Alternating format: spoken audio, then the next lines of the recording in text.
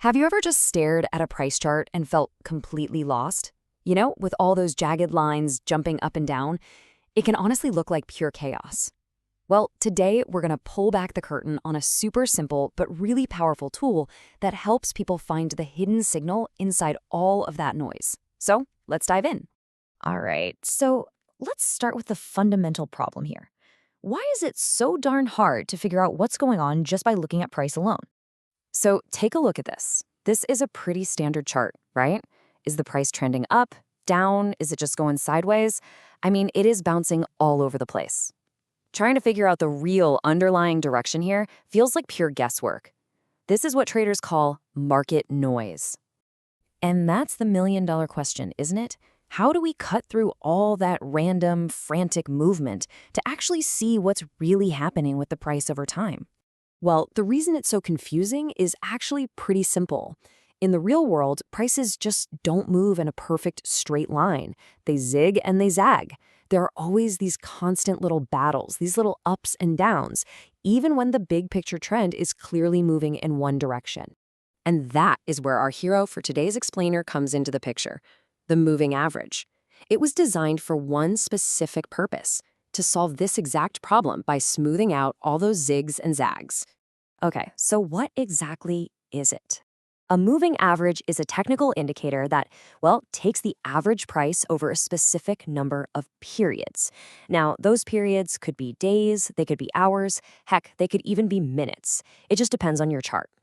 By doing that, it filters out all the random short-term stuff and gives you a much, much clearer picture of the overall trend. Hey, remember that messy chart from a minute ago? Take a look at it now. See that smooth glue line that's flowing right through all that chaos? That's the moving average. And suddenly the picture is so much clearer, isn't it? You can instantly see the general direction the price has been heading. It's amazing what one simple line can do. So here's the key. It all boils down to the slope of that line. Seriously, that's it. Is the line pointing up? The trend is probably up. Is it pointing down? The trend is probably down. And if it's kind of flat, well, the market's probably just moving sideways, treading water. It simplifies everything. You know, here's a great way to think about it. The goal is to get a line that's as smooth as the soccer legend Lionel Messi handling the ball. You want to filter out all the frantic, clumsy little movements and just see the graceful, intended path. It's a perfect analogy for what we're trying to do here. Now, you can't just slap any old moving average on a chart and call it a day. You have to make a really key decision first, and it's about its length. And this involves a really critical trade-off between speed and smoothness. So, what do we mean by length? It's actually super simple. It's just the number of past data points or periods that you're including in your average. So, are you averaging the price over the last 10 days? Or maybe the last 50 days? Or even 200? That number, that's the length. Think of it like the classic story of the hare and the tortoise. A short length is like the hare. It's fast, it's responsive, it stays really close to the current price. A long length, on the other hand, is like the tortoise. It's way smoother, much steadier, but it's also a lot slower to react when prices change. So, which one is better, the fast one or the smooth one? Well, the answer is neither of them. There's no magic number, no single perfect length. It completely depends on your own strategy, your goals, and your time frame. A short-term trader might want a fast line, but a long-term investor might prefer that smooth, steady line so they don't get spooked by every little dip. Okay, hold on. Before we wrap up, there is one absolutely critical point that we need to burn into our brains. This is without a doubt the single biggest misunderstanding when it comes to moving averages. Let me say this as clearly as I can. A moving average does not predict the future. It's not a crystal ball. It is based entirely, 100%, on what has already happened. This quote here just nails it.